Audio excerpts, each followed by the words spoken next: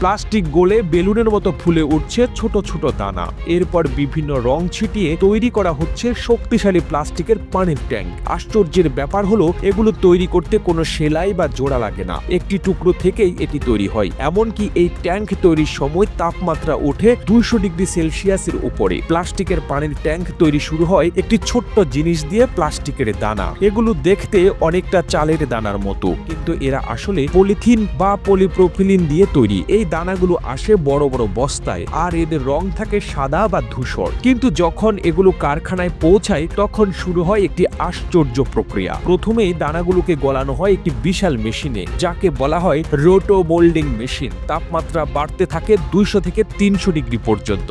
এরপর আসে মূল খেলা। এই গলানো প্লাস্টিককে একটি ছাঁচের মধ্যে ঢালা হয়। এই ছাঁচটা হলো ট্যাঙ্কের আকৃতির একটি ভাপা ধাতব ফ্রেম। কিন্তু এখানে মজা হলো ছাঁচের ভেতরে প্লাস্টিক ছড়িয়ে দেওয়ার জন্য পুরো মেশিনটি ঘোরানো হয়। এটি একটি বড় চাকার মতো ঘুরতে থাকে, উলম্বভাবে, আনুমানিকভাবে সব দিকে। এই ঘূর্ণনের ফলে গলানো প্লাস্টিক ছাঁচের দেয়ালে লেগে যায় আর ধীরে ধীরে ঠান্ডা হয়ে শক্ত হয়ে ওঠে। এই প্রক্রিয়ার নাম রোটেশনাল বন্ডিং। এটি এতটাই নিখুঁত যে ট্যাঙ্কের কোথাও কোনো জোড়া বা ফাটল থাকে না। আপনি জেনে অবাক হবেন এই ট্যাঙ্কগুলোর রং কালো বা সবুজ করা হয় একটি বিশেষ কারণে। এই রং সূর্যের আলো থেকে পানিকে রক্ষা করে, যাতে শৈবাল জন্মাতে না পারে।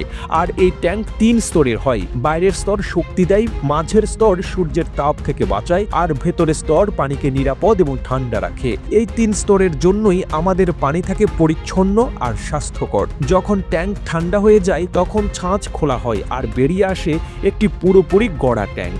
এটি দেখতে এতটাই মসৃণ যে মনে হয় কোনো শিল্পী হাতে বানিয়েছে। তারপর এটি পরীক্ষা করা হয়, পানি ভরে দেখা হয় ফুটো আছে কিনা। একটি ট্যাঙ্ক তৈরি হতে সময় লাগে 30 মিনিট থেকে 1 ঘন্টা, আর এটি বানানো যায় 500 থেকে 5000 লিটার পানি ধরার ক্ষমতা নিয়ে। বাংলাদেশের ট্যাঙ্ক এখন জনপ্রিয় কারণ এটি হালকা, সস্তা আর সহজে বহন করা যায়। আপনি জেনে অবাক হবেন এই ট্যাঙ্ক তৈরির সময় যে প্লাস্টিক ব্যবহার করা হয় সেটি পুনর্ব্যবহারযোগ্য, অর্থাৎ পুরনো প্লাস্টিকের বোতল বা অন্যান্য জিনিস থেকেও এই দানা তৈরি হতে পারে। তাই এটি শুধু আমাদের জীবন সহজ করে না, পরিবেশের জন্যও ভালো। আরেকটি তথ্য, এই ট্যাঙ্কগুলো এতটাই টেকসই যে 10 থেকে 15 বছর পর্যন্ত চলতে পারে যদি ঠিকমতো দেখভাল করা হয়। প্রতিবেদনটি তৈরিতে তথ্য ও উপাত্তের সাহায্য নেওয়া হয়েছে দূরবীন নামক ফেসবুক পেজ থেকে। আর এতক্ষণ আপনারা সঙ্গে ছিলেন বিশ্ব বাংলার। সেই সঙ্গে আপনি বাংলাদেশের কোন জেলা থেকে এই ভিডিওটি দেখছেন আমাদের কমেন্ট করে জানান। আমরা পরবর্তী ভিডিওতে আপনাকে ধন্যবাদ জানাতে ভুলব না। এতক্ষণ বিশ্ব বাংলার সাথে থাকার জন্য অসংখ্য ধন্যবাদ।